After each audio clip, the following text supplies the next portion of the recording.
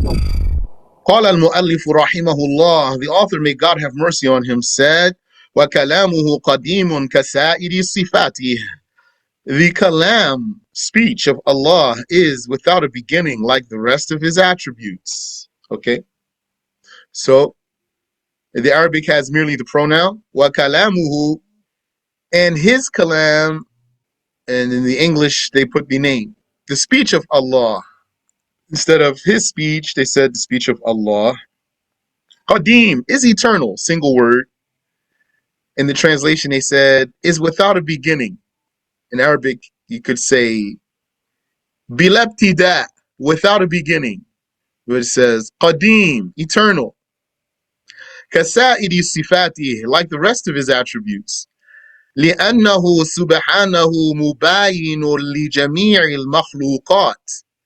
Because he, the exalted, is unlike all the creations. Okay. Here, this word Mubaayin, the scholars used this word, like the Sheikh did here. It means distinct, distinct. They translated it as unlike. Okay. That's fine. It means, that's what it means. Unlike or different. But just to understand, more literally means distinct, so that you can understand why a Wahhabi likes this word actually. Mubaayin, because a Wahhabi might say Allah is Mubaayin. What he's saying? He's saying Allah is separate. He would say, don't you know Allah is separate from his creations? In English, if he says separate, then it's easy issue to disagree with.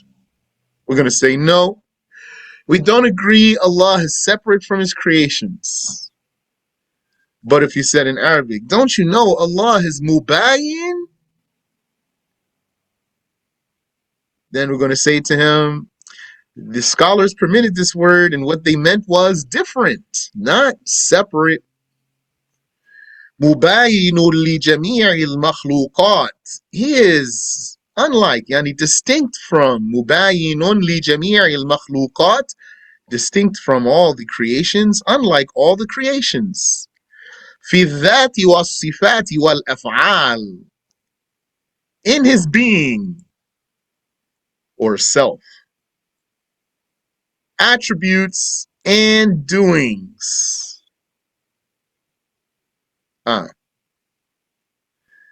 So his being, that's his self, as you know. في الذات, the. So the Arabic is using the definite article. Al. At that.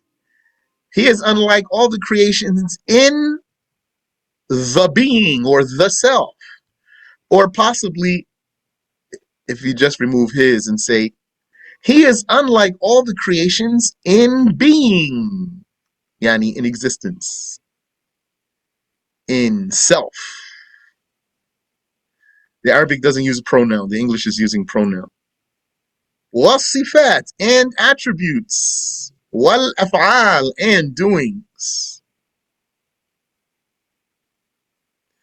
And you could capitalize attributes and you could capitalize doings here. Okay.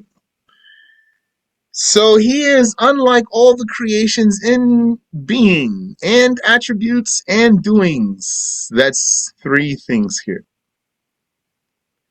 Being means, as you know, self, which is his existence.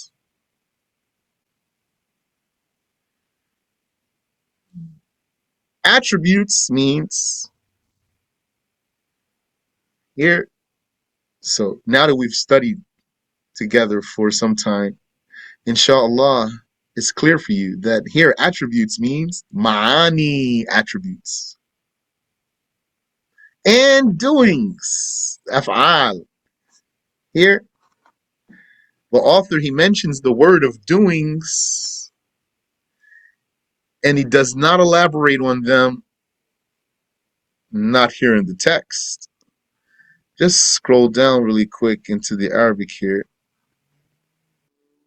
أي فعله لا يشبه فعل المخلوقات لأن فعل الله أزلي أبدي. Okay. والمفعول حادث. Okay. So the author, in the explanation, he clarified what he meant by the doings. He means the eternal doings of Allah. So when he talks like that, he's talking according to which way? Can you tell me? When he talks like that, the eternal doings, he's talking according to which way, please? Tell me. 5, 4. شيخ زيدي ما تريدي وي. Correct. But he didn't go further, as we're going to see, inshallah. He just mentioned it. Yani in the text, he says the doings. So without explanation, you can explain it either way. So if someone is Ash'ari, he's going to say the doings means what's related to his power, the traces of his power. Okay.